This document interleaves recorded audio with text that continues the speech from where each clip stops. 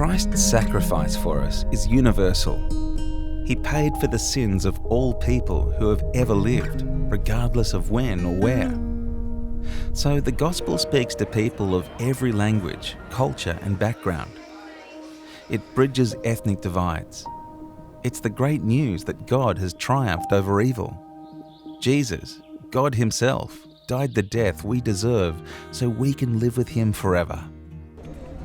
He came once to rescue us, and he will return to take us home. The Bible's last book, Revelation, was written especially to prepare the world for Jesus' return. It's an urgent message for our generation.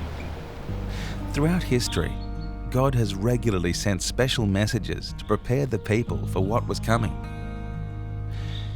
In the 1st century, the message was about the Father's love revealed through Christ.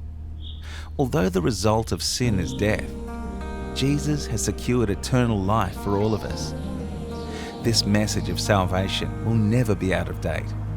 We can choose to receive it by faith. Revelation presents Jesus in an end-time context to prepare people for his soon return. It exposes the falsehood of self-centered religiosity and man-made traditions. The climax of each prophecy is Christ's coming, when the conflict between good and evil will be ended. The earth will be made new. God will deliver us forever from the nightmare of sin. Revelation 14 unfolds God's crucial last-day message to all people. It's an appeal to a 21st century generation longing for purpose in their lives. It cleanses us from guilt and gives us power to be overcomers. The basis for all self-worth is the fact that Christ created us and redeemed us. It points out that one day all injustice will come to an end in God's final judgment.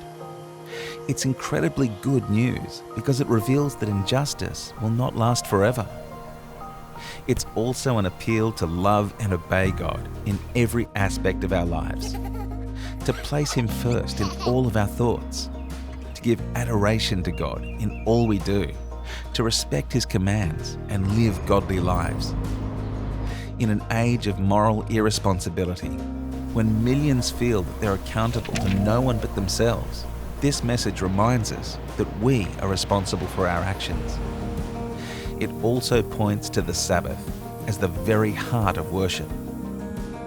It exalts God as the Creator and invites all men and women everywhere to worship him who have made heaven and earth and who gives us a sense of our true worth in him. Jesus says, "Go into all the world and preach the gospel to every creature. Talk it, pray it, sing it. Fill the world with the message of his truth."